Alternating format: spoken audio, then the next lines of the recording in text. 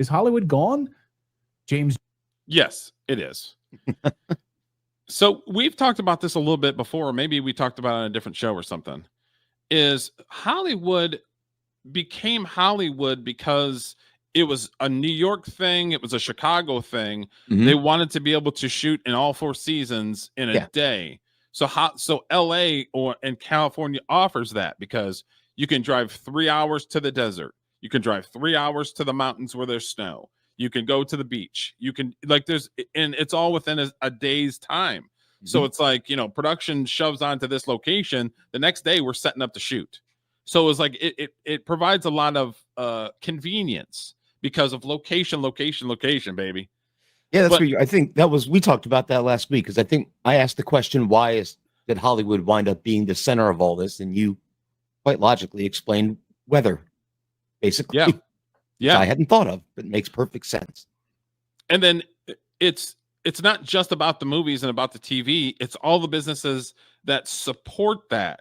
It's the same thing with the automobile industry. So you've got the car making industry in Detroit and other states. But there's there's companies that just do tires.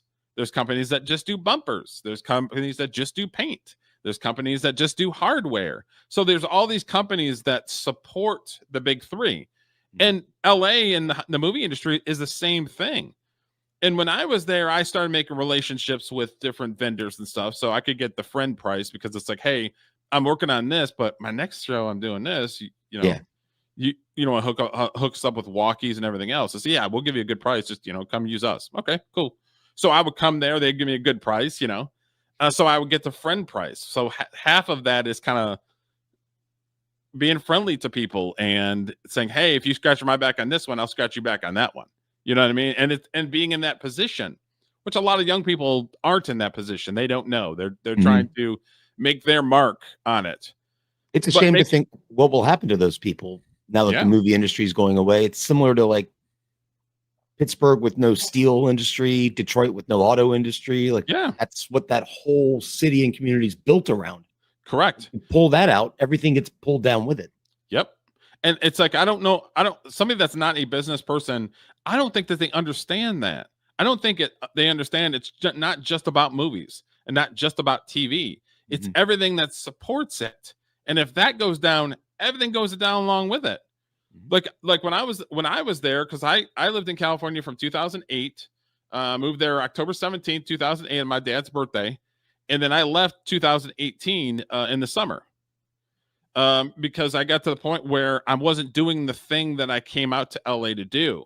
So it's like, I need to start thinking about what the next step is.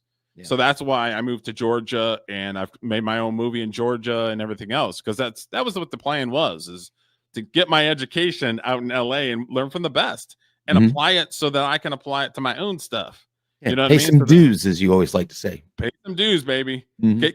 I mean, and it's not always getting the wins. It's also taking it on the chin and getting the losses too, because you learn. So it's like, well, I took it on the chin with this one. The next time I'm not going to do that and take it on the chin. I'm going to figure out a different way. It's like when you change jobs. My son's got a new job, and I told him, I said, I want you to think about what you could have done better at your current job. Any bad habits you may have gotten, and get rid of those before you go to the next job. Yeah.